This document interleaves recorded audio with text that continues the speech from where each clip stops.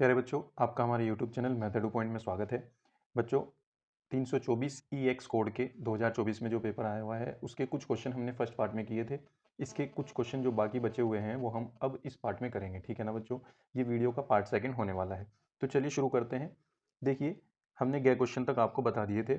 अब गए क्वेश्चन से हम क्वेश्चन करना शुरू करते हैं, ठीक है ना। तो चलिए देखिए, गए क्वेश्चन आपका ये कहता है कि निम्नलिखित अवरोधों के अंतर्गत z equals to X plus three Y का न्यूनतम मान ज्ञात कीजिए। यानी इसका हमें न्यूनतम मान ज्ञात करना है। इसको हम उद्देश्य फलन कहते हैं, ठीक है ना। और ये असमीकाएं उसने दे रखी हैं। तो बच्चों, हम सबसे पहले क्या करेंगे, उद्देश्य फलन लिख देंगे कि दिया है उद्देश्य फलन, ठीक है ना। उद्देश्य फलन z बराबर एक्स प्लस थ्री वाई। और जो असमीकाएं दी रखी है इसने, इनइक्वलिटीज, उनको भी लिख दीजिए, है ना। यहाँ पे लिख दीजिए दी गई असमीकाएं, दी गई असमीकाएं। ये हैं आपकी x plus Y less than equal to 8 और 3x plus 5y greater than equal to 15 और x greater than equal to 0, y greater than equal to 0। तो देखिए बच्चों, सबसे पहले हमें क्या करना है, इनको समीकरण रूप में लिखना है, ठीक है ना। इन समीकरणों को समीकरण रूप में लिखने पर, समीकरण रूप में लिखने पर, क्योंकि आप इनको असमीका के रूप में ही ड्रॉ नहीं कर सकते, ठीक है ना। अगर हमें इनका हल निकालना है तो इनको सॉल्व करने के लिए हमें इनको समीकरण रूप में लिखना पड़ेगा। समीकरण रूप में लिखने पर अब बस ये जो इनइक्वलिटी के साइन है इनको हटाकर आप यहाँ पे इक्वल का साइन लगा दीजिए बस। तो ये क्या हो जाएगा, x plus Y equals to 8 और 3x plus 5y equals to 15 और x equals to 0, y equals to 0, ठीक है ना। इसको 1 मान लीजिए, इसको 2 मान लीजिए, इसको 3 मान लीजिए, ठीक है। ये दो इक्वेशन है लेकिन इनकी जरूरत ज़्यादा पड़ेगी नहीं। बस इनसे एक चीज़ होगी जो मैं बताऊंगा आपको। फिलहाल हमें दो इक्वेशन की ज़्यादा जरूरत है। देखिए, ये इक्वेशन देखते हैं, इनको ड्रॉ करते हैं और इसको ड्रॉ करते हैं। ड्रॉ करना हमने 11th क्लास में भी सीखा था, लेकिन यहाँ 12th क्लास में भी आपने वहीं का कुछ काम आएगा आपको, ठीक है ना। तो हम देखिए कैसे ड्रॉ करते हैं। सबसे पहले समीकरण एक से चलिए। समीकरण एक से, समीकरण एक से आप क्या करोगे, x इक्वल्स टू 0 रखोगे तो y की वैल्यू मिलेगी, y इक्वल्स टू 0 रखोगे तो x की वैल्यू मिलेगी। आप पॉइंट निकाल लीजिए 2 3, ठीक है ना। हम क्या करते हैं, x की वैल्यू 0 रखते हैं। जब x की वैल्यू 0 रखेंगे तो y बराबर क्या मिलेगा हमको, 8 मिलेगा, ठीक है ना। तो हमें एक पॉइंट मिलेगा 0,8, x की वैल्यू 0, y की वैल्यू 8, ठीक है। इसी तरीके से y की वैल्यू 0 रखेंगे तो x की वैल्यू क्या मिलेगी, इसी इक्वेशन में y की वैल्यू 0 रखी हमने तो x की वैल्यू 8 मिली है हमें ना। तो x इक्वल्स टू हमें 8 मिला। तो यहाँ से हमारे पास क्या पॉइंट आया, एक दूसरा पॉइंट b आया। इसको हमने कह दिया कि ये 8,0 है, ठीक है ना। ये तो हो गया समीकरण एक का। अब इसी तरीके से आप समीकरण दो से निकाल दीजिए दो पॉइंट। समीकरण दो से, समीकरण दो से क्या होगा, ये हो जाएगा आपका इसी तरीके से x इक्वल्स टू 0 जब आप रखोगे तो ये 0 हो जाएगा और 5 इसके अपोन में जाएगा तो 5 दिया 15 आ जाएगा ना, 3 आ जाएगा। तो ये आ जाएगा आपका y की वैल्यू 3। यहाँ से एक पॉइंट मिलेगा आपको, सी पॉइंट मिलेगा और इसको इसको सी नाम दे दो, ये 0,3 होगा। अब दूसरा, इसमें y की वैल्यू जब 0 रखेंगे तो ये 0 हो जाएगा। तो यहाँ से 3 अपोन में जाएगा तो x की वैल्यू क्या आ जाएगी, 5 है ना। तो x की वैल्यू क्या आ जाएगी, 5। तो यहाँ से हमें पॉइंट मिलेगा डी, मान लो इसको, ये मिलेगा 5,0। अब हमें 4 पॉइंट मिलेंगे। समीकरण एक से 2 पॉइंट हैं और समीकरण दो से 2 पॉइंट हैं। इससे 2 पॉइंट है और इससे भी 2 पॉइंट है। अब इन दो दो पॉइंट को हमें मिलाना है। सबसे पहले हम क्या करेंगे, उस रीजन को बना लेंगे। सबसे पहले हम एक्सिस खींचते हैं अपनी। ये एक्स एक्सिस है, ये वाई एक्सिस है, ठीक है। ये एक्स एक्सिस है, ये वाई एक्सिस है। आप इसको स्केल से खींचेंगे, ठीक है ना। हो सकता है आपको ग्राफ भी मिले बोर्ड में, वैसे तो मिलता है बोर्ड में ग्राफ, ग्राफ पेपर। अगर ग्राफ पेपर नहीं मिला तो आप अपनी जो आंसर कॉपी है उसी में इसको बना सकते हैं स्केल से, ठीक है ना। तो सबसे पहले देखिए, हमारे पास ए और बी पॉइंट हम देख लेते हैं कहाँ हैं। तो हमारे पास 3 भी है, 5 है और 8 है। तो हम क्या करते हैं, 1 2 3 ही ले लेते हैं ना। 1 2 3 4 5 6 7 8, 1 2 3 4 5 6 7 8, ठीक है। 8 8 पॉइंट हमने ले लिए। अब सबसे पहले इन दोनों पॉइंट को ढूंढना है। 0 8 हमारे पास ये रहा ए पॉइंट 0 8, बी पॉइंट हमारे पास ये रहा 8 0, बी पॉइंट 8 0। सबसे पहले हमें इन्हीं को मिलाना है, ठीक है ना। जब हम इनको मिला देंगे तो हमारी ये लाइन ड्रॉ हो जाएगी, ठीक है बच्चों। इसके लिए मैं माफ़ी चाहता हूँ, मेरे पास अभी फ़िलहाल स्केल अवेलेबल नहीं है तो मैं इसको डायरेक्ट ऐसे खींच देता हूँ, ठीक है। ये हमारे पास, हम यहाँ लिख देते हैं कि ये समीकरण एक है ताकि हम पहचान सकें इसको। दूसरी हमारे पास जो, दूसरी समीकरण से जो हमारे पास पॉइंट थे 0 3 और 5 0, तो ये ढूंढ लीजिए। 0 3 कहाँ होगा, 1 2 3, 0 3 ये रहा आपका, x 0 y 3। इस एक्सिस पे x 0 रहता है इसलिए 0 3 यहाँ पे मिलेगा। तो ये हमारा सी पॉइंट है 0,3। और इसी तरीके से 50D, इसमें y0 है वो x एक्सिस पे मिलेगा। तो 1 2 3 4 5, यहाँ पे आपका डी पॉइंट है। डी पॉइंट है आपका 5,0। अब इन दोनों को आप मिला दीजिए, ठीक है ना, इन दोनों को आप मिला दीजिए बस। ज़्यादा आगे ले जाने की जरूरत नहीं है, क्योंकि हमें पहले ही क्वाड्रेंट में सब कुछ करना है। क्योंकि देखिए ये जो था हमारा x greater than equal to 0, y greater than equal to 0 का मतलब है कि x भी पॉजिटिव है और y भी पॉजिटिव है।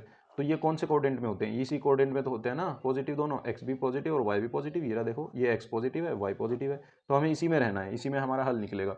ठीक है, तो हमने क्या किया, अब देखिए यहाँ पे, अब हमें ये देखना है कि हमारा रीजन कौन सा है, किस रीजन में हमारा जो है हल क्षेत्र है, सुसंगत क्षेत्र है ना। या तो ये वाला होगा, ये वाला, या ये वाला होगा, या फिर ये बाहर वाला होगा। उसके लिए हमें क्या करना पड़ेगा, जो हमारी असमिकाएं हैं, ये जो हमारी असमिकाएं हैं, इनमें हम 0 0 रख के देखते हैं, मूल बिंदु रख के देखते हैं, मूल बिंदु पर, मूल बिंदु पर। आप मूल बिंदु के अलावा भी कोई और सा पॉइंट भी उठा सकते हैं, ठीक है ना। हम क्या करते हैं, मूल बिंदु पर देखते हैं, मूल बिंदु पर। जब हम इसमें x की 0, y की वैल्यू 0 रखेंगे, तो ये क्या आ जाएगा, 0 + 0 लेस देन इक्वल टू 8। तो मुझे बताइए ये बात सत्य है या असत्य है? 0 8 से छोटा होता है, बिल्कुल सही बात है, सत्य है। तो हमने पहली इक्वेशन में रखा था, तो पहली इक्वेशन की लाइन ये वाली है, तो यानी इस लाइन से इस बिंदु की ओर, मूल बिंदु कहाँ है, यही तो है 0 0। आप जो भी पॉइंट उठाएंगे 0 0 ना उठाएं, कोई और सा पॉइंट उठा लें, और अगर ये बात सत्य आती है तो उस लाइन से उस पॉइंट की ओर ही जो है आपका शेड होगा, ठीक है ना। तो इस लाइन से इस पॉइंट की ओर ही शेड होगा। तो यानी अभी मैं निशान लगा देता हूँ, इस लाइन से नीचे की ओर शेड होगा, है ना, नीचे की ओर शेड होगा। अब इस लाइन का देखते हैं, सेकंड लाइन का। सेकंड लाइन में जब हम क्या करते हैं, दूसरी असमिका में 0 0 रखते हैं, यहाँ पे 0, यहाँ पे 0, तो ये 0 हो जाएगा। 0 ग्रेटर देन इक्वल टू 15, यानी 0 ग्रेटर देन इक्वल टू 15। तो 0 15 से तो बड़ा है ये बता रहा है, जबकि वो तो छोटा होता है। तो ये बात असत्य आ गई, उसकी गलत आ गई ये बात, है ना। अगर ये बात गलत है तो इसका मतलब इस लाइन से मूल बिंदु की ओर ड्रॉ नहीं होगा, मूल बिंदु से दूसरी साइड ड्रॉ होगा, तो यानी इसका ऊपर की साइड शेड होगा, ठीक है ना। तो हमारा जो रीजन आएगा वो ये वाला रीजन आ जाएगा, ये वाला। इसको हम हल क्षेत्र भी कहते हैं और सुसंगत क्षेत्र भी कहते हैं, ठीक है ना। रहेगा फर्स्ट क्वाड्रेंट में, सेकंड क्वाड्रेंट में नहीं जाएंगे, ठीक है। अब इसमें देखिए आप, कितने हमारे पास कॉर्नर पॉइंट बने, कोणीय बिंदु कितने बने, कोने वाले। तो एक कोना ये रहा, एक कोना ये रहा, एक कोना ये रहा और एक कोना ये रहा, 4 पॉइंट मिले। इन चारों पॉइंट पे आपको एक टेबल बना लेनी है और उस पर जेड का मान देख लेना है, ठीक है ना। तो बस आप क्या कीजिए, एक टेबल बना लीजिए ऐसे, यहाँ पे लिखिए कोणीय बिंदु, कोणीय बिंदु। कोने बिंदु आपके कौन कौन से हैं? सबसे पहले ए लिख लीजिए 0,8, फिर बी लिख लीजिए 8,0, फिर सी लिख लीजिए 0,3, फिर डी लिख लीजिए 5,0। चारों पॉइंट को कोने बिंदु हैं, तो बस ये हमने ले लिए। अब हमें क्या करना है, हमें जेड का मान देखना है, क्या आएगा। जेड हमारे पास क्या है, जेड हमारे पास है x + 3y, तो हम ले लेते हैं x + 3y। अब x की वैल्यू 0 और y की वैल्यू 8, यहाँ रखो, x की वैल्यू 0 0 हो गई, y की वैल्यू 8 रखेंगे, 8 के 24 हो जाएगा, तो a की वैल्यू z की वैल्यू 24 आ गई। अब b पॉइंट पे देखते हैं, x की वैल्यू 8 रखो, y की वैल्यू 0 रखो, तो ये तो 0 हो जाएगा, तो बस 8 बचेगा, ये 8 आ गया। x की वैल्यू 0 रखो, y की वैल्यू 3 रखो, तो 3 3 9 आ गया बस। और x की वैल्यू 5 रखो, y की वैल्यू 0 रखो, तो ये 5 आ गया। अब उसने कहा था कि इसका न्यूनतम मान ज्ञात करना है हमें। अब इनमें न्यूनतम कौन सा है, न्यूनतम तो ये है ना। इसका मतलब हमारा न्यूनतम मान जेड का ये आ जाएगा, किस पॉइंट पे, इस पॉइंट पे। अब हम क्या लिखेंगे, अतः बिंदु 5 0 पर जेड का न्यूनतम मान, जेड का न्यूनतम मान क्या है, 5 है, ठीक है ना बच्चों। इस तरीके से हमारा ये क्वेश्चन कंप्लीट हो जाता है, ठीक है। बहुत आसान क्वेश्चन है बच्चों, उम्मीद करता हूँ आप समझ गए होंगे। चलिए नेक्स्ट क्वेश्चन पर चलते हैं। देखिए बच्चों, नेक्स्ट क्वेश्चन हमारा क्या कहता है, रेखाओं इतने और इतने के बीच की न्यूनतम दूरी ज्ञात कीजिए। बच्चों एक बात आपको मैं बताऊं, जैसा क्वेश्चन हम अभी करके आए, ये क्वेश्चन और जो क्वेश्चन ये वाला है, इन दोनों के जैसा एक एक क्वेश्चन पेपर में जरूर आएगा आपके। वो चाहे 5 नंबर में आए, चाहे 8 नंबर में आए, वो आप खुद देख लेना। लेकिन मैं 100% कहता हूँ कि एक एक क्वेश्चन ऐसा आपके पेपर में आना है, ठीक है ना। तो इस प्रोसेस को आप बिल्कुल जहनशीन कर लो, अपने जहन में बिल्कुल बिठा लो इस बात को। और इस प्रोसेस को, जिस प्रोसेस से ये क्वेश्चन हो रहे हैं, ये भी और ये भी, क्योंकि ये क्वेश्चन आना ही है ना। अगर 5 5 के भी आ गए तो 10 नंबर तो पक्के हैं तुम्हारे। तो आपको ये क्वेश्चन करने हैं हर हाल में, ठीक है ना। और बहुत आसान क्वेश्चन है, जैसे कि मैं अभी ये करके आया और अभी ये करेंगे, देखो ये भी बहुत आसान है। सबसे शुरू में हम क्या करेंगे, पहले तो लिख देते हैं दी गई रेखाएं, जो उसने रेखाएं दे रखी है, दी गई रेखाएं। रेखाएं क्या दे रखी है उसने, रेखाएं दे रखी है आपकी vector R equals to I cap J cap plus lambda 2 i cap minus J cap plus K cap. फिर दूसरी रेखा दी है उसने और 2 i cap plus J cap minus K cap plus mu 3 i cap minus 5 J cap plus 2 K cap के बीच की न्यूनतम दूरी हमें निकालनी है। ठीक है ना, हमने दोनों रेखाएं लिख दी, इसको 1 मान लो, इसको सेकंड मान लो। ठीक है, अब हम यहाँ कहेंगे समीकरण 1 व 2 की तुलना, या रेखा 1 व 2, रेखा लिखना, रेखा 1 व 2 की तुलना किससे करने पर, आर वेक्टर बराबर a1 प्लस लैम्डा b1 और आर वेक्टर बराबर a2 प्लस म्यू b2। यहाँ पे लैम्डा है तो यहाँ पे लैम्डा ही लेना है, यहाँ पे म्यू है तो यहाँ पे म्यू ही लेना है। ये एक अचर राशि है, कांस्टेंट है, जिस तरह 2 3 4 कोई कांस्टेंट होता है ना, ऐसा कोई कांस्टेंट है। ठीक है, तो यहाँ आप वही लेना जो आपके क्वेश्चन में हो। अगर यहाँ s है तो यहाँ पे s ही लेना, यहाँ पे t है तो यहाँ पे t ही लेना। ठीक है, तो इनसे तुलना करने पर, की तुलना इनसे से करने पर तो देखिए हमारे पास क्या होगा, a1 are vector equals to, ये पूरा a1 है प्लस ये लैम्डा के साथ b1 है, तो ये पूरा a1 आ गया। तो a1 की वैल्यू क्या हुई, आई कैप प्लस जे कैप। ठीक है, इसी तरीके से a2 आपके पास क्या आया, a2 ये होगा यहाँ से, और यहाँ से ये b1 था, a1 lambda b1, a1 plus lambda b1, तो a1 प्लस लैम्डा ये b1 है ब्रैकेट वाला, तो हम इसको b1 को भी लिख देते हैं 2 i cap minus J cap plus K cap. और a2 क्या होगा, ये वाला a2 प्लस म्यू b2, तो ये a2 है पूरा, ये हो जाएगा आपका 2 i cap plus J cap minus K cap. इसके साथ म्यू के साथ जो b2 है वो b2 लिख देंगे, b2 equals to 3 i cap minus 5 J cap plus 2 K cap. ठीक है, आपके पास a1 a2 आ गया, b1 b2 आ गया। अब हमें इनके बीच की न्यूनतम दूरी निकालनी है। न्यूनतम दूरी निकालने के लिए आपको कौन सा फॉर्मूला लगाना पड़ता है, देखिए मैं फॉर्मूला बाद में बताऊंगा, पहले मैं आपको बता देता हूं कि हमें उसमें जरूरत क्या क्या पड़ेगी। तो हम पहले a2 माइनस a1 निकाल लेते हैं। ठीक है ना, a2 minus a1, a2 minus a1 मतलब a2 में से a1 घटाना है। तो a2 आपका ये रहा, a1 आपका ये रहा, घटाओ, 2 i कैप में से i कैप घटाएंगे तो i कैप बचेगा, फिर जे कैप में से जे कैप घटाएंगे, 0 जे कैप बचेगा, 0 बच गया, और माइनस के कैप में से कुछ भी नहीं घटाना तो minus K cap as it is रहेगा। ठीक है, इसी तरीके से आपको b2 में से b1 नहीं घटाना, b1 क्रॉस b2 निकालना है, b1 cross b2, b1 cross b2 आपका निकलेगा ये पहले आप लिख देते हैं ना, 2 i cap minus J cap plus K cap, और इसका क्रॉस प्रोडक्ट निकालना है आपको इसके साथ, 3 i cap minus 5 J cap और प्लस के 2 के कैप इसके साथ। अब ये कैसे निकलेगा, ये निकलता है सारणिक मेथड से, यानी आप आई कैप लगाएंगे, फिर जे कैप लगाएंगे, फिर के कैप लगाएंगे पहली रो में, फिर दूसरी रो में b1 के सारे जितने भी आपके द्विक अनुपात हैं वो लिख देंगे, मतलब आई के इंटू में, जे के इंटू में और के मल्टीप्लाई में जितने भी हैं। जैसे आई के इंटू में 2 है तो 2 यहाँ लिख दो, जे के इंटू में -1 है तो -1 यहाँ लिख दो, के इंटू में क्या है 1 तो 1 यहाँ पे लिख दो। ऐसे ही थर्ड रो में आपको b2 के लिखने हैं, 3 -5 और 2, तो ये 3 -5 और 2। अब इसको हमें सॉल्व करना है। ठीक है ना, जब इसको सॉल्व करेंगे तो क्या आएगा, आई कैप, सबसे पहले इस रो के सापेक्ष इसका प्रसार कर दो, आई कैप ये गया, इसकी रो गई, इसका गोलम गया, इसकी गुना इसमें 2 एकम 2 -2 और माइनस माइनस प्लस के 5, तो ये आ जाएगा -2 प्लस के 5। ठीक है, फिर माइनस के जे कैप लगाएंगे, इसकी रो गई, इसका गोलम गया, 2 दूनी 4 माइनस 3 एकम 3, तो 4 माइनस 3, फिर प्लस के कैप आएगा, के कैप की कॉलम और रो गई, तो -5 दूनी 10 और माइनस माइनस प्लस 3 एकम 3। ठीक है ना, 5 में से 2 गए 3 बचे, 3 आई कैप, और 4 में से 3 गया 1 जे कैप, 1 जे कैप, और -10 प्लस 3 माइनस के 7 -7 के कैप। तो ये आ गया आपका b1 क्रॉस b2। ठीक है, अब आपको इसका सारणिक का इस b1 क्रॉस b2 का आपको इसका क्या निकालना है, परिमाण निकालना है। परिमाण कैसे निकलता है, अंडर रूट जो i के मल्टीप्लाई में है उसका स्क्वायर कर दो, प्लस जो j के मल्टीप्लाई में है उसका स्क्वायर कर दो, प्लस जो k के मल्टीप्लाई में है उसका स्क्वायर कर दो। ठीक है, अगर ये A I plus B J plus C K cap है तो under root A square plus B square plus C square. ठीक है ना, ये सॉल्व करेंगे तो क्या आएगा, 3 3 जा 9, 1 1 जा 1, 7 7 जा 49, तो ये कितने हो गए 59 अंडर रूट में। ठीक है ना, तो इसका परिमाण भी आ गया। अब मैं आपको न्यूनतम दूरी का फॉर्मूला बताऊंगा। ठीक है ना, अब हम कहेंगे रेखा 1 व रेखा 2 के बीच न्यूनतम दूरी, न्यूनतम दूरी d बराबर ये होती है आपकी मोड a2 माइनस a1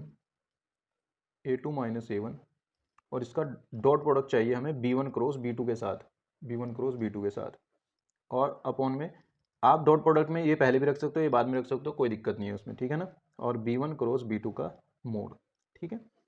ये तो आपका क्या होगा, a2 माइनस a1 आपके पास क्या है, देखिए हमने जो निकाला है a2 माइनस a1 हमारा ये है I cap plus 0 j cap minus k cap.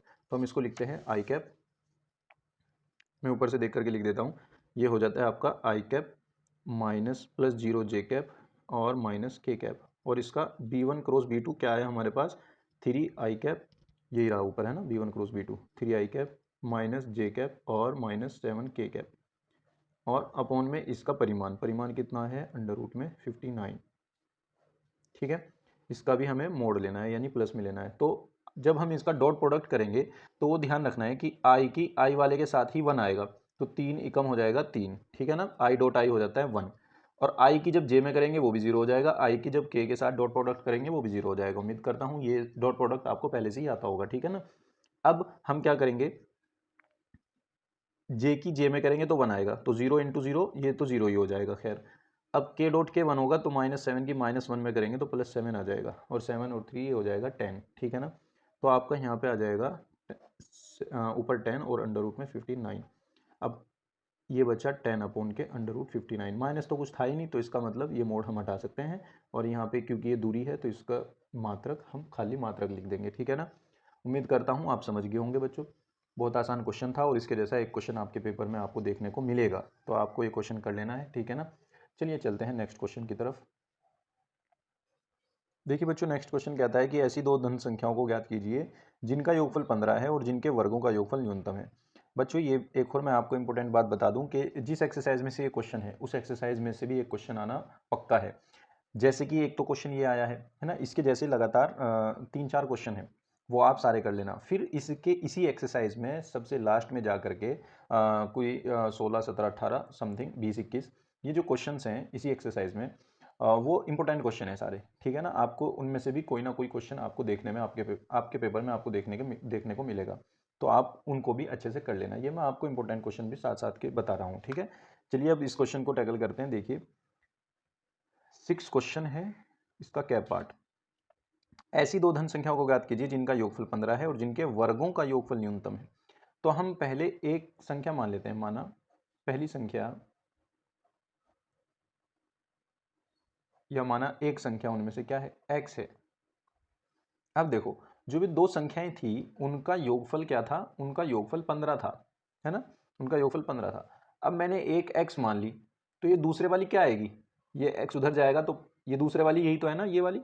अगर मुझे ये वाली संख्या निकालनी है तो ये x 15 में से घट जाएगा, तो दूसरी संख्या क्या हो जाएगी, तो दूसरी संख्या हमारी हो जाएगी, तो दूसरी संख्या 15 माइनस x होगी, ठीक है ना। अगर पहली x है तो दूसरी 15 माइनस x होगी, है ना, सिंपल सी बात है।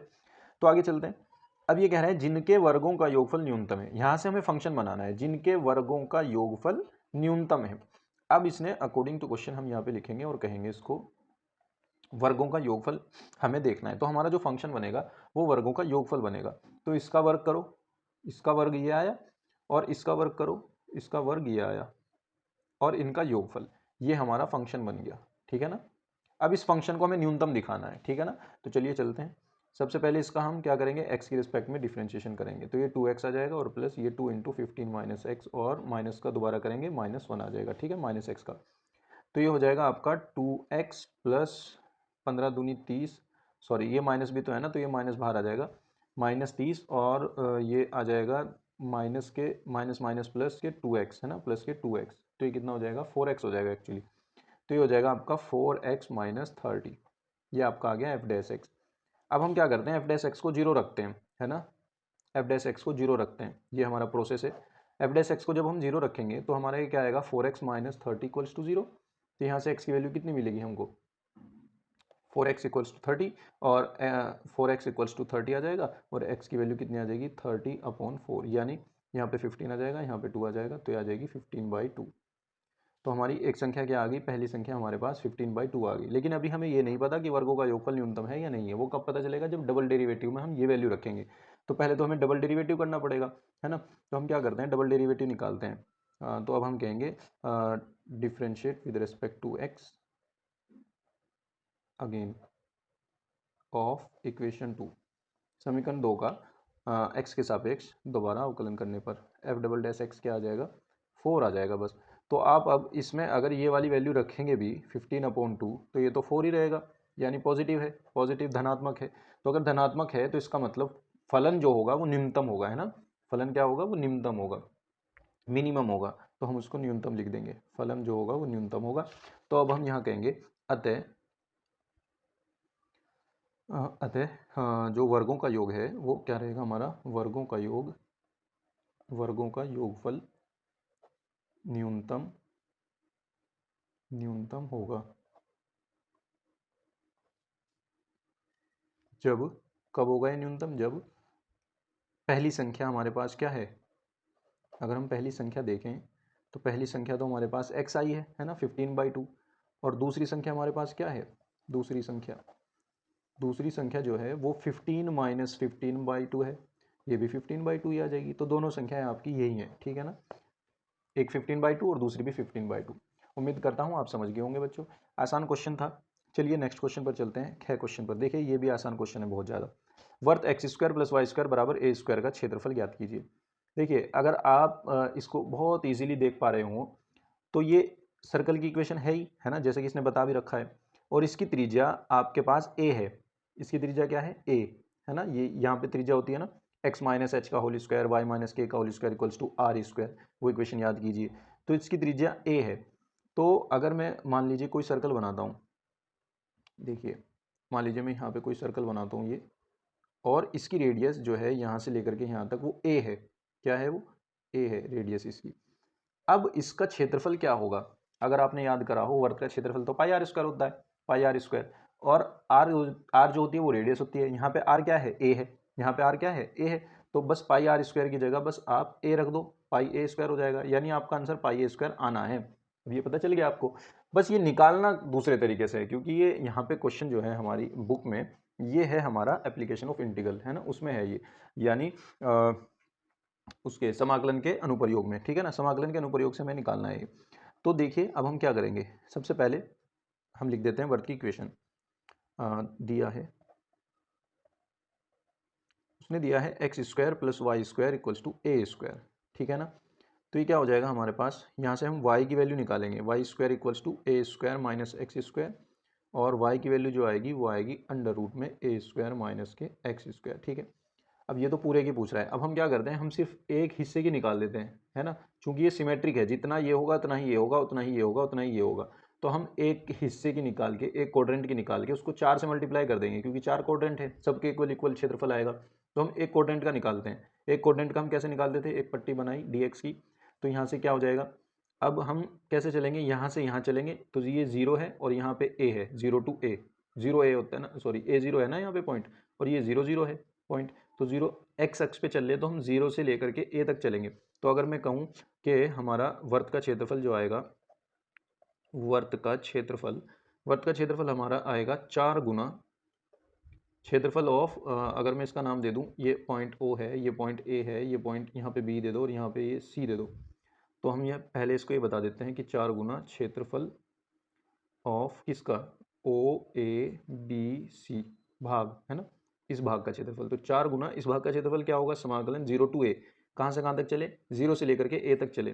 तो x एक्सिस पे हम 0 से a चले तो यहाँ पे dx ही आएगा जब x एक्सिस पे चल रहे हैं। और यहाँ पे y की वैल्यू आएगी, y की वैल्यू क्या है हमारे पास, ये है √a² - के x², ठीक है ना। तो ये आ जाएगा 4 गुना। अब √a² - x² का जो फॉर्मूला होता है, अगर आपके याद हो, वो फॉर्मूला कहता है आपको x/2 √a² - x²। इसकी लिमिट दे दो आप इसको 0 to a, फिर प्लस लगता है a²/2 साइन इनवर्स x/a। इसकी लिमिट अलग दे दो इसको 0 से a, ठीक है ना, आसान पड़ जाएगी। अब देखिए क्या होगा, ओह आई एम सॉरी, ये बहुत आगे चला गया। देखिए मैं आपको दोबारा से रिवाइज करा देता हूँ। ये क्या होगा, हमने जब इसका इंटीग्रेशन किया ये इंटीग्रेशन किया तो ये क्या हो गया था, इसका फॉर्मूला होता है समाकलन under root A square minus X square का, डायरेक्ट फॉर्मूला है x/2 under root A square minus X square plus A square by 2 sine inverse X upon A. दोनों की लिमिट अलग अलग दे दी, इसकी अलग दे दी, इसकी अलग दे दी, आप पूरे की भी एक लिमिट दे सकते हैं, कोई दिक्कत वाली बात नहीं है। अब हम क्या करेंगे, लिमिट रखेंगे, पहले अपर लिमिट रखते हैं तो x की जगह a रखेंगे, यहाँ पे a रख दिया, यहाँ पे भी a रख दिया, तो ये ए स्क्वायर माइनस ए स्क्वायर जीरो हो गया, ए स्क्वायर माइनस ए स्क्वायर जीरो, तो ये सारा जीरो, तो पहली जीरो तो आ गई ये। फिर हमने जब दूसरी माइनस लगा करके जीरो रखी, दूसरे वाली लिमिट रखी ये वाली जीरो, तो फिर ये वाला जीरो आ गया, तो ये जीरो माइनस जीरो हो गया। अब अगली टर्म पे चलते हैं, ए स्क्वायर बाई 2 बाहर, ए रखेंगे x की जगह तो a बाई ए आ जाएगा 1, है ना, ये आ गया साइन इनवर्स 1। फिर हम जीरो रखेंगे तो ये जीरो अपॉन ए जीरो हो जाएगा, तो साइन इनवर्स जीरो हो जाएगा, ठीक है। अब देखिए यहाँ पे आगे, ये तो खत्म है, A square by 2 sine inverse 1, sine में 1 की वैल्यू कहाँ है, बस ये देख लो, पाई बाई 2 पे है तो पाई बाई 2 लिख दो, साइन में जीरो की वैल्यू कहाँ है, तो 0 डिग्री पे तो 0 लिख दो, ठीक है ना, जीरो पे ही है तो हमने 0 लिख दी। अब देखिए यहाँ से क्या बचा, ये बचा आपके पास पाई ए स्क्वायर बट्टे 4, तो 4 से 4 कट गया, तो आपके पास क्या बचा, पाई ए स्क्वायर, ठीक है ना, तो आपका ये आंसर आ जाएगा, ठीक है बच्चों। अच्छा, इसमें आप क्योंकि ये क्षेत्रफल है तो स्क्वायर यूनिट भी लिख सकते हैं ना, स्क्वायर यूनिट या यूनिट स्क्वायर लिख सकते हैं, कोई दिक्कत वाली बात नहीं है ना, मात्रक स्क्वायर, क्योंकि ये क्षेत्रफल है। तो बच्चों उम्मीद करता हूँ आपके ये क्वेश्चन भी समझ में आया होगा, आसान ही क्वेश्चन है। तो चलिए नेक्स्ट क्वेश्चन पर चलते हैं, ठीक है ना। तो देखिए बच्चों, नेक्स्ट क्वेश्चन हमारा कहता है कि सदिशों ए वेक्टर और बी वेक्टर पर लंब इकाई सदिश ज्ञात कीजिए और उनके बीच के कोण की ज्या यानी साइन भी ज्ञात कीजिए। अब देखिए बच्चों, छठे का ये है हमारे पास गया क्वेश्चन। ये कह रहा है कि आपके पास दो वेक्टर हैं, ए वेक्टर है एक तो 2i cap minus J cap plus K cap, और एक दूसरा वेक्टर है बी कैप, वो दे रखा है इसने 3i cap plus 4j cap minus K cap. अब हमें एक इन दोनों पे एक ऐसा सदिश निकालना है जो इन पे लंब हो और मात्रक सदिश हो, लंब इकाई सदिश निकालना है इन पे। तो बच्चों मैं आपको बता दूं कि अगर हमें किन्हीं दो वेक्टर्स पर लंब इकाई सदिश निकालना है तो वो एक रोज बी होता है, ठीक है ना, एक रोज बी, एक रोज बी वेक्टर एक ऐसा सदिश है जो ए पर भी लंब होगा और बी पर भी लंब होगा, ठीक है ना। तो एक रोज बी निकाल लेते हैं। एक रोज बी कैसे निकलेगा, सारणिक रूप से, तो आई जे के लिखा और ए के जो कोफिशेंट है आई के जे के वो लिख दो, 2 माइनस 1 और 1, और इसी तरीके से बी के कोफिशेंट लिख दो 3 4 और माइनस 1, ठीक है ना। अब इनको सॉल्व कर लो, आई कैप ये गया 1 माइनस 4 माइनस 3, ठीक है, फिर माइनस जे कैप ये गया माइनस 2 माइनस 3 माइनस 5, फिर प्लस के कैप, इसकी कॉलम इसका रो छोड़ दो, 4 दूनी 8 और माइनस माइनस प्लस 3, 8 और 3 11, तो आपका ये बना माइनस 3 आई cap minus minus plus 5 J cap और प्लस 11 के कैप। ये एक रोज भी आ गया आपका। अब बस इसका मात्रक सदिश निकाल दो उठा करके, तो मात्रक सदिश क्या आ जाएगा आपका, मात्रक सदिश क्या आ जाएगा, वो आ जाएगा आपका ए क्रॉस बी अपॉन मॉडुलस ए क्रॉस बी का परिमाण, ठीक है ना। तो ये क्या आ जाएगा, ए क्रॉस बी हमने निकाल ही दिया, वो है आपका माइनस 3 आई कैप प्लस 5 जे कैप और प्लस 11 के कैप अपॉन अंडर रूट। अगर परिमाण निकालना हो तो क्या करेंगे, आई के जो मल्टीप्लाई में है उसका स्क्वायर, फिर जो जे के मल्टीप्लाई में है उसका स्क्वायर, फिर जो के मल्टीप्लाई में है उसका भी स्क्वायर लिख दो, 11 का स्क्वायर। तो ये सारे जोड़ करके कितने आ जाएंगे, ये आ जाएगा 1 अपॉन अंडर रूट, ये जो सारे सोल्व करके आएगा 3 3 9 5 5 25 और 121, इनको जोड़ करके आएगा 155, और आपका ये वेक्टर तो मल्टीप्लाई में है ही, माइनस 3 आई कैप प्लस 5 जे कैप और प्लस के 11 के कैप, ठीक है ना। आपका ये मात्रक सदिश आ जाएगा और ये हो जाएगा आपका आंसर, ठीक है। अब इसने कहा है कि उनके बीच के कोण की ज्या भी ज्ञात कीजिए, यानी साइन थीटा पूछ रहा है ये, ठीक है ना। अब देखिए साइन थीटा क्या होता है, साइन थीटा होता है आपका वेक्टर ए क्रॉस बी, है ना, ये होता है ना, तो इसका होता है ए का परिमाण बी का परिमाण इंटू साइन थीटा, ये तो होता है ना, और इंटू में एन कैप भी होता है, लेकिन एन कैप यहाँ पे वो तो इकाई सदिश है, उसको तो हम 1 मान लेते हैं, ठीक है ना। तो अब देखिए ए का परिमाण क्या होगा, ए का परिमाण होगा आपका अंडर रूट 2 आई कैप, सॉरी, ए का परिमाण होगा आपका 2 का स्क्वायर प्लस माइनस 1 का स्क्वायर प्लस 1 का स्क्वायर, इसमें से ले लो ना, 2 का स्क्वायर माइनस 1 का स्क्वायर प्लस 1 का स्क्वायर। फिर बी का परिमाण आपका क्या होगा, अच्छा, क्योंकि यहाँ पे एन कैप को हमने 1 लिया है तो इसका यहाँ पे आएगा परिमाण, ठीक है ना, ए क्रॉस बी का परिमाण। तो ये क्या हो जाएगा, अब देखिए, बी का परिमाण चाहिए हमें, बी ये रहा, तो इसका आ जाएगा 3 का स्क्वायर 9 आ जाएगा, फिर 4 का स्क्वायर 16 आ जाएगा, और फिर -1 का स्क्वायर 1 ही रहेगा, ठीक है ना, और इंटू में आएगा साइन थीटा। साइन थीटा यहाँ पे ए क्रॉस बी का परिमाण भी लिखना है। ए क्रॉस बी हमने ऊपर निकाला था ये वाला, इसका परिमाण क्या होगा, इनका परिमाण यहाँ पे हो जाएगा हमारा अंडर रूट, ये हो जाएगा तुम्हारा -3 का स्क्वायर, और ये तो निकाला है ना हमने, यहाँ पे निकाला तो है ये, तो ये रूट 155 है, बस इसको डायरेक्ट लिख देते हैं रूट 155, ठीक है ना। तो ये अंडर रूट 155 और फिर इक्वल्स टू, देखिए अंडर रूट 155, और ये हो जाएगा अंडर रूट में 4 5 6, तो अंडर रूट में 6, और इसके इंटू में ये भी है ना 16, और 1 17, 17 और 9, 3 और 6 26, तो ये आ जाएगा 26 गुना 6, और इंटू में आ जाएगा साइन थीटा, ठीक है ना। तो अगर मैं यहाँ से साइन थीटा निकालूँ तो ये साइन थीटा आपका आएगा under root 155 divides by under root 6 और अंडर रूट 26। ये सारे रूट में हैं तो सारे एक जगह कर सकते हैं हम इनको, है ना। तो ये आ जाएगा 155/6 गुना 26, लेकिन कटेगा तो तब भी कुछ नहीं, है ना, तो हम इसको बस डायरेक्ट लिख सकते हैं। तो ये क्या हो जाएगा, साइन थीटा ही तो निकालना था हमें, साइन थीटा इक्वल्स टू आ जाएगा अंडर रूट 155/26, कितना होगा, 6 छंग 36 का 86 को 3, 6 दूनी 12 और 3 15, 156, बस ये आपका साइन थीटा आ जाएगा, ठीक है, ये आपका आंसर हो जाएगा। उम्मीद करता हूँ आप समझ गए होंगे। चलिए चलते हैं नेक्स्ट क्वेश्चन पर। नेक्स्ट क्वेश्चन आपका कहता है घ, छठे का घ पार्ट, देखिए ये कह रहा है कि a बराबर अगर ये वाला आव्यूह है तो सिद्ध कीजिए ए एन बराबर ये होगा। बच्चों ये क्वेश्चन तो इन्होंने इसमें पेपर में दे दिया है, लेकिन गणितीय आगमन सिद्धांत से ये क्वेश्चन हल होगा, और वो गणितीय आगमन सिद्धांत चैप्टर पूरा ही सिलेबस से हट चुका है।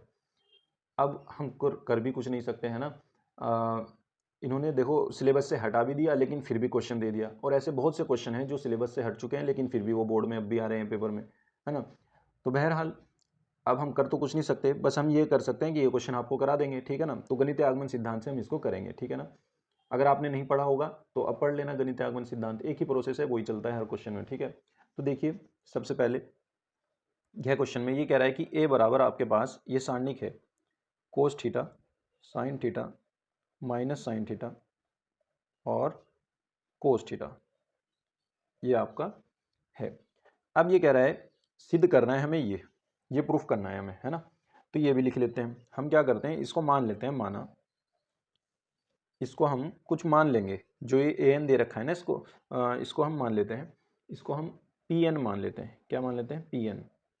ए एन बराबर इसने ये दे रखा है cos N theta sine N theta N theta, और ये हो गया आपका नीचे माइनस के साइन एन थीटा, और ये हमारा आ गया कोस एन थीटा, जहाँ एन जो है वो एन नेचुरल नंबर से बिलोंग करता है, ठीक है ना। अब इसका प्रोसेस देखिए, सबसे पहला स्टेप तो यही है कि जो भी उसने nth टर्म वाली जो भी कुछ चीज़ दे रखी होगी उसको आप पी एन मान लीजिए, ठीक है। अब उस पी एन में एन बराबर 1 रखो सबसे पहले, तो हम क्या करेंगे, put N equals to 1, N equals to 1 put करते हैं। एन इक्वल्स टू 1 के लिए ये बात ट्रू आनी चाहिए बिल्कुल, ठीक है ना। ये तो दे ही रखी है उसने, हमें तो ये प्रूफ करनी है ना। तो इसका मतलब एन जब मैं इसमें रखूंगा तो ये हो जाएगा P1, तो यहाँ पे 1 आ जाएगा, और यहाँ पे 1, यहाँ पे 1, यहाँ पे 1, यहाँ पे 1, तो ये हो जाएगा आपका cos theta sine theta minus sine theta और कोस थीटा। अब देखिए क्या ये बात सत्य है कि ए बराबर यही तो है, हाँ जी उसी ने दे रखा था ए बराबर ये है, हमारा भी यही आ गया। तो इसका मतलब एन बराबर 1 के लिए तो ये बात सत्य है। एन बराबर 1 के लिए हम यहाँ पे ऐसे लिखते हैं, एन बराबर 1 के लिए दिया गया कथन सत्य है, दिया गया कथन सत्य है, ठीक है। अब इसके बाद n बराबर 1 के लिए तो ये सत्य हो गया। अब हम इसको ये कहते हैं कि ये n बराबर k, किसी नंबर k के लिए भी सत्य है ये बात, किसी नंबर k के लिए, वो k नंबर कुछ भी हो सकता है बीच में से, है ना, क्योंकि n जो है वो नेचुरल नंबर से बिलोंग करता है। और हम अब सब पे तो अलग अलग चेक करके देखने से रहे हैं ना, हम क्या करते हैं, हम पहले 1 पे चेक कर लेते हैं, उस पर अगर सत्य बात आ गई तो फिर हम k पे सत्य मान लेते हैं उसको, और फिर k+1 पे उसको प्रूफ कर देते हैं, तो ये पूरा प्रूफ हो जाता है। बस ये गणितीय आगमन सिद्धांत का प्रोसेस है। अगर ये चैप्टर होता तो मैं आपको अच्छे से समझाता, लेकिन फिलहाल ये क्वेश्चन है, यहाँ पे करना भी इसको पड़ेगा, तो बस आप ये प्रोसेस ध्यान रखना, ठीक है ना। तो अब क्या करो, आप इसमें n बराबर k रख दो, है ना। तो पहले तो हम यहाँ पे लिखेंगे, माना n बराबर k के लिए, n बराबर k के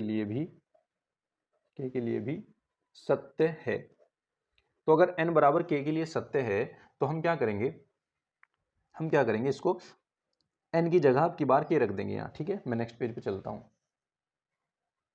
तो देखिए n बराबर k के लिए हम क्या करेंगे, n की जगह k पुट कर देंगे। ठीक है ना, तो ये क्या हो जाएगा, a की पावर k इक्वल्स टू, ये हो जाएगा आपका cos k theta sine k theta minus sine k theta और कोस k थीटा। ठीक है, इसको हम समीकरण नंबर 2 मान लेते हैं यहाँ पर। ठीक है, अब चलते हैं हम इसी k में k की जगह k+1 पुट कर देते हैं, n की जगह k+1 पुट कर देते हैं अब की बार। ठीक है ना, हम देखो हमने n बराबर 1 के लिए तो बात सही कह दी, वो आ भी गई। अब हमने ये मान लिया कि k के लिए भी सत्य है। अब हम k+1 के लिए सत्य दिखा देंगे इसको।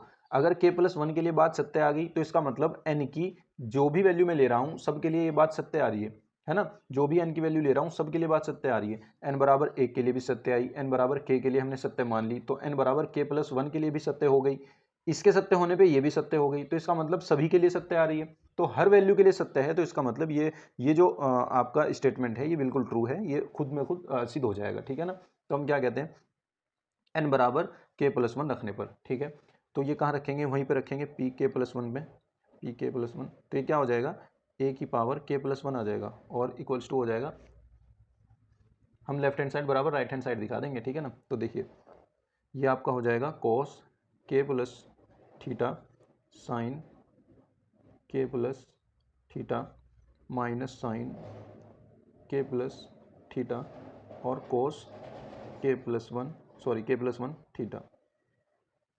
अभी ये नहीं पता हमें ये सत्य है या नहीं है, हम यहाँ तक माना हमने कि ये सत्य है। अब हम n बराबर k+1 रख के देखेंगे कि क्या ये सत्य आ रहा है क्या। ठीक है ना, तो सत्य होने के लिए लेफ्ट हैंड साइड को राइट हैंड साइड के इक्वल दिखाना पड़ेगा। तो अब हम क्या करते हैं, लेफ्ट हैंड साइड इसकी लेकर के चलते हैं। लेफ्ट हैंड साइड अगर राइट हैंड साइड के इक्वल आ गई तो बिल्कुल ये बात सही है।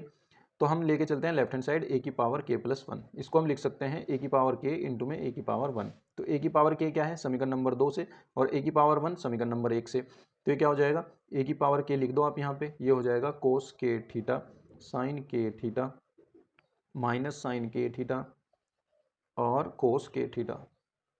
ठीक है, ये तो आ गया आपका a की पावर k, और इंटू में a की पावर 1, a की पावर 1 आपकी समीकरण नंबर 1 थी, है ना, वो क्या थी, cos theta sine theta minus sine theta और इसके साथ कोस थीटा। अब देखो इनकी मल्टीप्लाई करो, इनकी मल्टीप्लाई करो, जब हम इनकी मल्टीप्लाई करेंगे, इसकी मल्टीप्लाई ऐसे होगी, पहला एलिमेंट बन जाएगा, तो कोस के थीटा कोस थीटा, गुना करेंगे, देखिए कोस के थीटा इंटू कोस थीटा, फिर जब इसकी मल्टीप्लाई इसमें करूँगा तो माइनस में साइन के थीटा इंटू साइन थीटा ये आएगा, कोस के थीटा इंटू कोस थीटा ये वाला, फिर इसकी गुना इसमें हो जाएगी प्लस माइनस माइनस साइन के थीटा इंटू साइन थीटा, यहाँ पे जगह कम है थोड़ी, है ना, ये आ जाएगा पहला एलिमेंट। फिर इसी तरीके से इसकी मल्टीप्लाई इसमें करेंगे तो ये क्या हो जाएगा, कोस के थीटा साइन थीटा, कोस के थीटा साइन थीटा, और जब इसकी मल्टीप्लाई इसमें करूँगा प्लस में ये आएगा साइन के थीटा इंटू कोस थीटा। ठीक है, ये दूसरा एलिमेंट बन गया। अब नीचे वाला देखते हैं, इसकी मल्टीप्लाई ऐसे करते हैं, तो माइनस के साइन के थीटा और कोस थीटा, माइनस के साइन के थीटा इंटू कोस थीटा, फिर इसकी गुना ऐसे कर रहे थे ना, इसकी मल्टीप्लाई इसमें हुई, अब इसकी मल्टीप्लाई इसमें होगी, कोस के थीटा, ये भी माइनस क्या आएगा, प्लस माइनस माइनस कोस के थीटा, और इसकी मल्टीप्लाई हो गई साइन थीटा में। ठीक है, अब इसी रो की मल्टीप्लाई इसमें करेंगे, साइन के थीटा इंटू साइन थीटा, तो माइनस के साइन के थीटा इंटू साइन थीटा, अब प्लस में कोस के theta into cos theta, plus cos के थीटा इंटू कोस थीटा। ठीक है, ये आपका बन गया सारणिक। अब देखिए जरा कोस ए कोस बी माइनस साइन ए साइन बी, तो फॉर्मूला क्या बना, कोस ए कोस बी माइनस साइन ए साइन बी, कोस ए प्लस बी, है ना, कोस ए प्लस बी क्या हो गया, के थीटा प्लस थीटा, कोस ए प्लस बी। अब यहाँ देखिए साइन ए कोस बी प्लस कोस ए साइन बी एक ही बात है, साइन ए कोस बी प्लस कोस ए साइन बी, तो साइन ए प्लस बी का फॉर्मूला बन गया, यानी साइन थीटा प्लस के थीटा। अब यहाँ चलते हैं, माइनस अगर मैं इसमें से कॉमन ले लूँ तो साइन ए कोस बी प्लस कोस ए साइन बी बनेगा, माइनस मैंने कॉमन ले लिया, साइन ए कोस बी प्लस कोस ए साइन बी, तो ये बना साइन ए प्लस बी का फॉर्मूला, यानी के थीटा प्लस थीटा। और अगर इसमें चलता हूँ मैं, ये देखिए cos A cos B minus sign A sine B, तो ये कॉस ए प्लस बी का फॉर्मूला बनेगा, तो कॉस के थीटा प्लस थीटा। ठीक है ना, ये सारे फॉर्मूले ट्रिग्नोमेट्री के आपको याद ही होंगे। तो यहाँ से देखिए क्या बना, यहाँ से अगर मैं थीटा कॉमन ले लेता हूँ तो ये बना कॉस के प्लस वन इंटू थीटा, और ये बना साइन के प्लस वन इंटू थीटा, और ये बना माइनस साइन के प्लस वन इंटू थीटा, और ये बना कॉस के प्लस वन इंटू थीटा। अब देखिए क्या ये वो लेफ्ट हैंड साइड नहीं है जो हम यहाँ पे राइट हैंड साइड नहीं है, देखिए ऐसे ही नहीं है ना, बिल्कुल सेम है ना, जैसी ये राइट हैंड साइड है बिल्कुल यही हमारी ये आ गई, तो हम इसको लिख देंगे राइट हैंड साइड। तो आपकी जो लेफ्ट हैंड साइड थी वो राइट हैंड साइड के प्रूफ हो गई, इक्वल प्रूफ हो गई। तो इसका मतलब हम यहाँ पे लिखेंगे अतः, अतः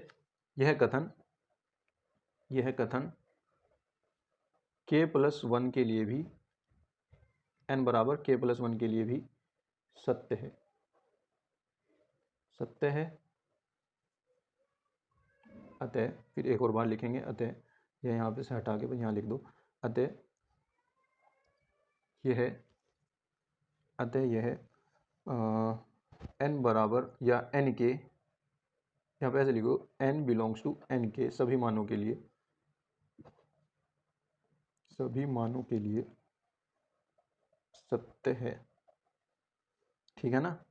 अतः इसको लिख दो a n equals to cos n theta sine n theta minus sine n theta और कोस n थीटा, ठीक है। ये आपका हो जाएगा, ये बात हो जाएगी प्रूफ, ठीक है बच्चों। उम्मीद करता हूँ आपकी समझ में आया होगा। चलिए चलते हैं नेक्स्ट क्वेश्चन पर। देखिए बच्चों, नेक्स्ट क्वेश्चन कहता है कि एक प्रश्न को ए तथा बी द्वारा स्वतंत्र रूप से हल करने की प्रायिकताएं क्रमशः 1/2 और 1/3 है। यदि दोनों स्वतंत्र रूप से प्रश्न हल करने का प्रयास करते हैं, यानी एक इवेंट का दूसरे इवेंट पे कोई फर्क नहीं पड़ता, दोनों स्वतंत्र रूप से करते हैं काम, उनमें से कोई भी प्रश्न हल ना कर पाए, इसकी क्या प्रायिकता है। दूसरा क्वेश्चन कह रहा है कि कम से कम एक उसे हल कर ले, कम से कम एक तो हल कर ही ले, चाहे दोनों कर लें वो भी आ जाएगा, और कम से कम एक तो हल कर ही ले, तो उसकी प्रायिकता में निकालनी है। तो देखिए बहुत आसान है ये भी। कैसे शुरू करते हैं इसको, देखिए अगर मैं ये मान लेता हूं कि ए द्वारा प्रश्न हल करने की प्रायिकता, ए द्वारा प्रश्न हल करने की प्रायिकता पी ऑफ ए हो जाएगी, मान लेते हैं पी ऑफ ए, तो वो क्या हो जाएगी, वो उसने दे रखी है 1/2। इसी तरीके से बी द्वारा प्रश्न हल करने की प्रायिकता क्या दे रखी है, बी द्वारा प्रश्न हल करने की प्रायिकता वो क्या होगी, पी ऑफ बी, वो दे रखी है इसने 1/3। अब देखिए, अब इसके साथ हम क्या निकालते हैं, ए के ना होने की, ए से हल ना होने की भी निकालते हैं कि प्रश्न जो ए है वो प्रश्न को हल नहीं कर पाता है, उसकी प्रायिकता है 1 माइनस प्रश्न को हल करने की प्रायिकता, है ना। ये होता है ना आपके पास रिजल्ट कि किसी भी इवेंट को होने की प्रायिकता प्लस उस इवेंट के ना होने की प्रायिकता, दोनों का योग 1 होता है, ठीक है। अब अगर आपके पास इनमें से कोई एक भी है, होने की हो या ना होने की हो, कोई एक भी है, तो दूसरी आप इस फॉर्मूले से निकाल सकते हैं। अब हमारे पास ए द्वारा प्रश्न हल करने की प्रायिकता थी, तो हमने प्रश्न ए द्वारा प्रश्न हल ना होने की प्रायिकता निकाल ली इस फॉर्मूले से, इस वाले से, ठीक है ना। तो 1 माइनस में ये हो जाएगा, और ये हो जाएगा 1 माइनस 1/2, तो ये हो जाएगा आपका 2 माइनस 1 1/2, ठीक है। इसी तरीके से बी द्वारा प्रश्न हल ना होने की प्रायिकता वो होगी 1 माइनस प्रोबेबिलिटी ऑफ बी, यानी 1 माइनस ये आ जाएगा 1/3, 3 माइनस 1 ये आ जाएगा 2/3, ठीक है ना। अब देखिए इसने कहा है पहला क्वेश्चन कि उनमें से कोई भी प्रश्न हल ना कर पाए। अब अगर मैं ये बात करूं कि उनमें से कोई भी हल ना कर पाए, तो वो तो एक ही केस है कि ना तो ये हल कर पाए ना ये हल कर पाए, है ना। तो हम कहेंगे प्रोबेबिलिटी ऑफ कोई भी, या कोई भी प्रश्न हल ना कर पाए, ना कर पाए, इसकी प्रोबेबिलिटी हम निकाल लें, तो वो क्या होगी, ए भी हल ना कर पाए और बी भी हल ना कर पाए, तो उसका हम मल्टीप्लाई कर देंगे दोनों की, ठीक है ना। जब दो स्वतंत्र घटनाएं हों और वो घटनाएं दोनों एक साथ हो रही हों, तो हम उसके गुणन नियम से, है ना, प्रायिकता का जो एक गुणन थ्योरम है एक मल्टीप्लिकेशन की, उस थ्योरम से हम क्या करेंगे, उन दोनों की अलग अलग प्रोबेबिलिटी निकाल करके उनकी मल्टीप्लाई कर देंगे, तो हमारा आंसर आ जाएगा। तो पी ऑफ ए बार हो जाएगा हमारा 1/2 और ये हो जाएगा हमारा 2/3, 2 से 2 कैंसिल आउट होकर के 1/3 आंसर आ जाएगा आपका। ठीक है, अब सेकंड ऑप्शन देखिए, सेकंड क्वेश्चन देखिए, कह रहा है कि कम से कम उसे हल कर ले, कोई एक तो हल कर ले। अब देखिए प्रोबेबिलिटी ऑफ कम से कम कोई एक हल कर ले, इसकी प्रायिकता क्या होगी। अब देखिए कोई एक हल कर ले, इसका मतलब ऐसा हो सकता है कि ए हल कर ले, बी हल ना करे, प्लस ऐसा हो सकता है ए ना हल करे उसको, बी कर ले, है ना, पी ऑफ बी। और ऐसा भी हो सकता है कि दोनों हल कर लें, कम से कम के केस में तो है ही ये भी, है ना, कम से कम कोई एक तो हल है, इसमें भी कम से कम एक हल है, इसमें भी कोई एक हल कर लेगा और इसमें भी कोई एक हल कर ही लेगा कम से कम। तो इसका मतलब हमारे पास क्या हो जाएगा, पी ऑफ ए की हम प्रोबेबिलिटी रख देंगे इसमें, पी ऑफ ए की प्रोबेबिलिटी हमारे पास है 1/2, पी ऑफ बी डैश की यानी बी के हल ना होने की प्रायिकता, बी द्वारा हल ना होने की प्रायिकता 2/3, पी ऑफ ए बार की हमारे पास क्या है 1/2, और पी ऑफ बी की कितनी है 1/3, और ये है हमारे पास 1/2 और ये है हमारे पास 1/3। जब हम इनको सोल्व करेंगे देखिए 2 ही कम 2, 1 ही कम 1, 1 ही कम 1, 2 3 4, ऊपर 4 आ जाएगा और नीचे सब में 6 ही है ना, तो 2 दूनी 4, 2 तिया 6, आपका 2/3, आपका 2/3 आंसर आ जाएगा। ठीक है ना बच्चों, उम्मीद करता हूँ आप समझ गए होंगे, बहुत आसान क्वेश्चन था। चलिए चलते हैं नेक्स्ट क्वेश्चन पर। देखिए बच्चों नेक्स्ट क्वेश्चन क्या कहता है, 8 नंबर का क्वेश्चन है, आपको इसमें से कोई एक हल करना है। ठीक है ना, अभी तक तो हमें सब क्वेश्चन करने थे, अब हमें इनमें से कोई एक करना है, या तो ये या ये। ठीक है, दोनों में ही ए इनवर्स निकलता है। ठीक है, हम देखें, हम तो दोनों करेंगे। अब 7 का के क्वेश्चन पर चलते हैं। देखिए बच्चों ए इनवर्स का अब प्रोसेस सेम ही है, और हर पेपर में किसी ना मतलब सभी पेपर में 2022 में, 23 में, 20 में, सब में आता है ए इनवर्स का क्वेश्चन। या तो ये आ जाए या फिर ये तो पक्का आएगा, अवयव विधि से हल करना।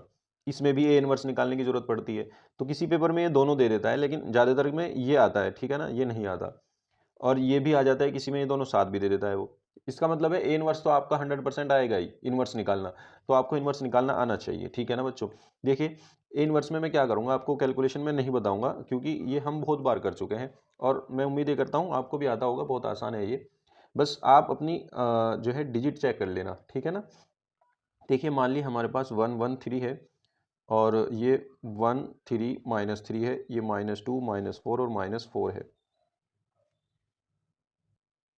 अब हमें इसका डिटर्मिनेंट निकालना होता है ना, सारणिक निकालना होता है ए का। ए का सारणिक कैसे निकलता है, पहले इसका आप सारणिक बना लो। इन इन जो ये आव्यूह जो है, आव्यूह में अगर ये मुड़ रहा है तो ये आव्यूह है, और इसको अगर सीधा हम डंडे खींच देंगे तो ये सारणिक बन जाएगा। अब इस सारणी को सॉल्व करेंगे, सॉल्व किसी भी किसी भी रो के या कॉलम के सापेक्ष आप इसको सॉल्व कर सकते हैं। तो जब आप इसको सॉल्व करेंगे तो आपको ये सॉल्व करके आएगा -8। ठीक है ना, अब -8 आ रहा है, इसका मतलब ये जीरो तो नहीं है। अगर जीरो नहीं है तो इसका इन्वर्स निकाला जा सकता है। ठीक है ना, यानी अब हम यहाँ लिखेंगे कि ए जो है एक व्युत्क्रमणीय अवयव है। अब चलते हैं आगे आगे। देखिए अब हमें क्या निकालना होता है, ए के सहगुणनखंड निकालने होते हैं, ए के सहगुणनखंड, और उनसे एक अवयव बनेगा बी। यानी अब हम यहाँ लिखेंगे ए के सहखंडों से बना अवयव, सहखंडों से बना अवयव, एक अवयव बी बनेगा इसके सहखंडों से। ठीक है, वो अवयव आपका होगा -24 10 2 -8 2 2 -6 सॉरी -12 और 6 और 2। ठीक है, ये आ गया। इसके बाद जब ये बन जाएगा आपका सहखंडों से बना अवयव, आपको एडजॉइंट ए निकालना है। एडजॉइंट ए, एडजॉइंट ए क्या होता है, जो सहखंडों से बना अवयव है इसका परिवर्तावयव लेना पड़ता है यहाँ, यानी बी का परिवर्तावयव। ठीक है ना, तो बी का परिवर्तावयव ये ऐसा होगा बी डैश। बी डैश का मतलब है जो इसकी रो है वो कॉलम में बदल दो, -24 10 2 -8 2 2 -12 और आपका ये 6 और 2। ठीक है, ये आपका अवयव बन जाएगा बी डैश, एडजॉइंट ए, है ना। और एडजॉइंट ए बनने के बाद, एडजॉइंट ए बनने के बाद हमें क्या करना है, ए इनवर्स का फॉर्मूला लगाना है। ए इनवर्स का फॉर्मूला क्या होता है, 1 determinant of A into adjoint A, adjoint A. अब 1 डिटर्मिनेंट ऑफ ए क्या है, 1/-8 है, और एडजॉइंट ए आपके पास क्या है, यही है, -24 -8 -12 और 10 2 6 2 2 2। बच्चों यहाँ पे आप चेक करना, जब इसकी मल्टीप्लाई हम अंदर करेंगे 1/8 की, यानी 8 से सबको डिवाइड कर देंगे और सबके साइन चेंज हो जाएंगे, तो ये आ जाएगा आपका 3 1 3/2 -5/4 -1/4 और -3/4 और माइनस के 1/4 और माइनस के 1/4 और माइनस के 1/4। ठीक है बच्चों, अब आप कमेंट में बताना कि आपका ये वाला एलिमेंट यही आ रहा है या 3/4 आ रहा है। ठीक है ना, क्योंकि ये मैंने देखा है, क्रॉस चेक तो मैंने किया नहीं, मैंने एक ही बार निकाला है क्योंकि टाइम लगता है इसमें बहुत ज़्यादा और फिर वीडियो भी बनानी थी मुझे, इसलिए अब आप ये चेक करना, सिर्फ इसमें आंसर में ये एलिमेंट अलग आ रहा है। ठीक है ना, अगर आपका भी 3/4 आ रहा है तो आप इसको 3/4 ही लिख लेना, फिर आपका आंसर वो सही हो जाएगा, क्योंकि अनसोल्ड में आंसर 3/4 यहाँ पे दे रखा है।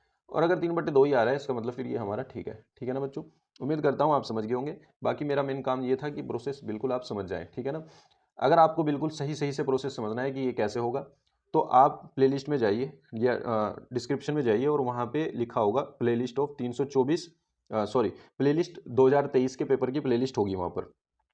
और 2023 में आपको 324 AX कोड में जाना है, AX कोड में उसका पार्ट फर्स्ट देख लो आप।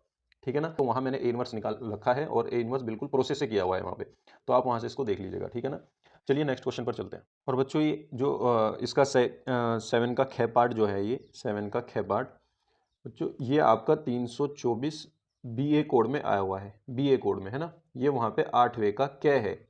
तो आप नीचे डिस्क्रिप्शन में देख लीजिएगा, वहाँ पे प्लेलिस्ट बनी हुई है। 324 BA कोड में जाइएगा, 324 BA कोड ये जो है ये 2023 में आया हुआ है पेपर, है ना, 2023 में आया हुआ है। मैं इसकी लिंक दे दूंगा नीचे, आप वहाँ से जा करके इसको देख सकते हैं। ठीक है, क्योंकि जब एक बार हमने करा रखा है, दोबारा दोबारा करा करके कुछ फ़ायदा नहीं है, वीडियो बहुत ज़्यादा लंबी फिर हो जाएगी। ठीक है ना, अब चलते हैं आगे नेक्स्ट क्वेश्चन पर। देखिए बच्चों, नेक्स्ट क्वेश्चन हमारा 8वें का क्या पार्ट, 8वें का क्या जो पार्ट है ये भी पहले कराया हुआ है हमें, है ना, पहले पेपर में आया हुआ है, क्योंकि ज़्यादातर रिपीट होते हैं क्वेश्चन, बहुत सारे रिपीट होते हैं।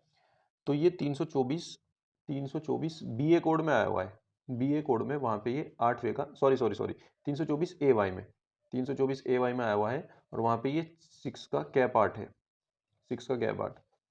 अब देखिए वहाँ पे 6 का क्या पार्ट है, इसका मतलब वहाँ पे ये 5 नंबर का आया होगा, और यहाँ पे ये जो है 8 नंबर का आया हुआ है, यही क्वेश्चन। तो ये कभी 5 में कभी 8 में आते रहते हैं। ठीक है ना, तो इसको कर लेना आप वहाँ से, डिस्क्रिप्शन में लिंक दे दूंगा। ठीक है ना, अब चलते हैं ख क्वेश्चन की तरफ। ख क्वेश्चन आपका अवकल समीकरण को हल करना है। अवकल समीकरण दे रखी है dy/dx plus Y upon X equals to x²। ये जब है जब y बराबर 1 और x बराबर 1। ठीक है, ये बाद में लगेगी कंडीशन। अब देखिए, ये अगर फॉर्म आपको डायरेक्ट दिख रही है किस फॉर्म की है, तो आपको वो फॉर्म डायरेक्ट पता लगानी है। ठीक है ना, देखिए ये ऐसी फॉर्म है dy/dx plus p dy/dx plus P Y equals to Q. अब यहाँ पे p क्या हो जाएगा, y हो जाएगा, सॉरी y के इंटू में जो भी p है वो आपका हो जाएगा 1/x। तो यहाँ से अगर मैं तुलना करूँ तो p की वैल्यू 1/y और q की वैल्यू हो जाएगी आपकी, q की वैल्यू हो जाएगी x²। ठीक है ना, अब यहाँ से हमें क्या निकालना है, इंटीग्रल फैक्टर निकालना है, समाकलन गुणांक। वो क्या होता है, e की पावर समाकलन p dx। अब e की पावर में p की वैल्यू रखो 1/x है, 1/x dx। तो ये क्या हो जाएगा, e की power log e x। e की पावर log e यहाँ से हट जाता है और इसकी वैल्यू क्या आती है, x आती है। ठीक है ना, अब चलते हैं आगे इसके हल पर, है ना, समीकरण का हल। समीकरण का हल क्या होगा, y into I F equals to समाकलन q इंटू आई एफ और इंटू में डी एक्स प्लस सी। यहाँ से आई एफ की वैल्यू रखेंगे, आई एफ की वैल्यू x है और q की value x² into X D X plus C. ये हो जाएगा Y X equals to X, देखिए x³ हो जाएगा ना, x³ का समाकलन करेंगे तो x4/4 आ जाएगा और प्लस में आ जाएगा c। अब यहाँ से देखिए, इस c की वैल्यू निकालने के लिए इसने एक कंडीशन दी है, जब y बराबर 1 जबकि x बराबर 1। तो यहाँ पे लिखो y बराबर 1 जबकि x बराबर 1, ये पुट करो इसमें x बराबर 1, इसको समीकरण 1 मान लो। तो यहाँ से क्या आ जाएगा, y की वैल्यू जब हम यहाँ पुट करेंगे, x की वैल्यू 1 पुट करेंगे तो 1 आ जाएगा, 1/4 आ जाएगा प्लस c आ जाएगा। तो c की वैल्यू क्या आएगी, c की वैल्यू आएगी 1 - 1/4 यानी 4 - 1 3/4। अब ये c की वैल्यू उठा करके 1 इक्वेशन में पुट कर दो आप, बस आपका डायरेक्ट आंसर आ जाएगा। ठीक है, ये हो जाएगा Y X equals to X raise to the power 4/4 plus 3/4, और ये आपका इजीली आंसर आ जाएगा। ठीक है ना, उम्मीद करता हूँ आप समझ गए होंगे। चलिए नेक्स्ट क्वेश्चन पर चलते हैं। देखिए नेक्स्ट क्वेश्चन कहता है आपका 9th का क्या पार्ट, ये भी आपका पहले आया हुआ है और बहुत दफ़ा आया हुआ है ये भी। ठीक है ना, तो आप इसको कर लीजिएगा, इसकी लिंक जो है मैं डिस्क्रिप्शन में दे दूंगा। और ये क्वेश्चन जो है 324 FG कोड में है, FG कोड में। ठीक है, 9th के कै पार्ट में। ठीक है, 9th का कै पार्ट है 324 FG में। अब चलिए नेक्स्ट क्वेश्चन पर चलते हैं, ख क्वेश्चन पर। क्या क्वेश्चन क्या कहता है आपका, ये कह रहा है कि समाकलन 0 to π/2 sin 2x tan inverse sin x, tan inverse sin x, इसको हमें प्रूफ करना है, ठीक है ना, dx, और लाना क्या है, ये π/2 -1। अब मान लीजिए मैं लेफ्ट हैंड साइड लेकर के चल रहा हूँ, ये मेरी लेफ्ट हैंड साइड है। अब लेफ्ट हैंड साइड में हम क्या करते हैं, देखिए इस sin 2x को अगर मैं ये लिख लूँ कि ये 2 sin x cos x है, तो ये क्या हो जाएगा 0 to π/2 2 sin x cos x, 2 बाहर दे देता हूँ, ये 2 sin x हो गया और cos x हो गया और tan इनवर्स हो गया और इसके अंदर हो गया sin x dx, ठीक है। अब मैं इस sin x को t मान लेता हूँ, तो ये cos x dx का dt आ जाएगा, इसकी जगह भी t रख देंगे। तो हम क्या करते हैं, पुट sin x की वैल्यू हम रख लेते हैं t, तो जब हम इसका डिफ्रेंशिएशन करेंगे तो cos x dx क्या आ जाएगा, dt आ जाएगा।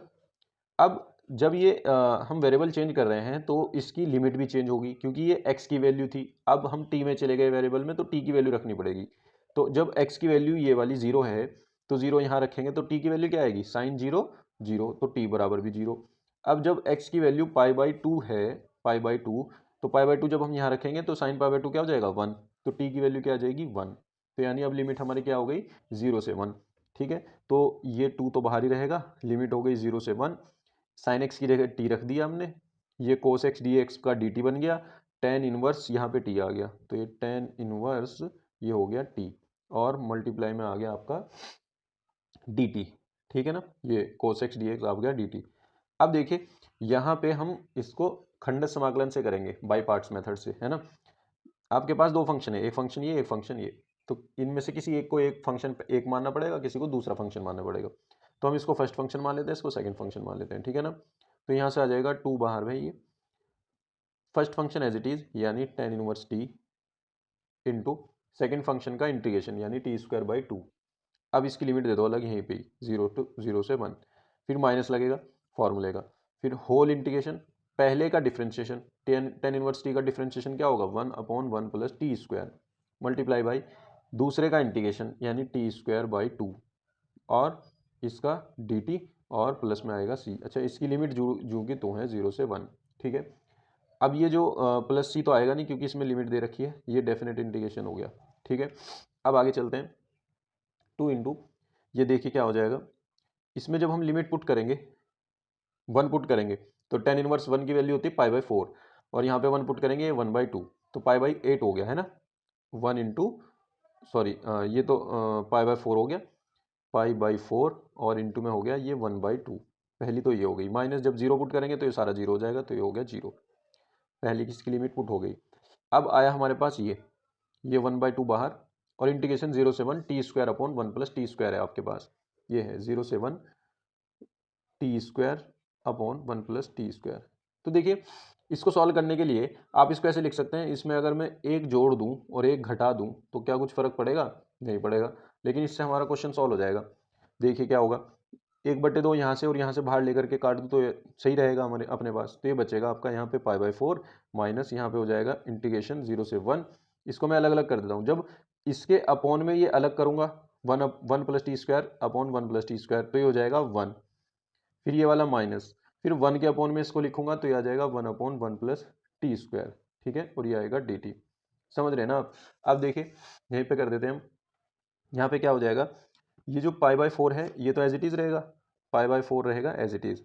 अब माइनस 1 का इंटीग्रेशन कितना होगा, 1 का इंटीग्रेशन हो जाएगा t, इसकी लिमिट हो जाएगी 0 से 1, ठीक है, और 1/1 + t² का क्या हो जाएगा ten inverse T, ten inverse T, इसकी भी लिमिट क्या हो जाएगी 0 से 1, ठीक है ना।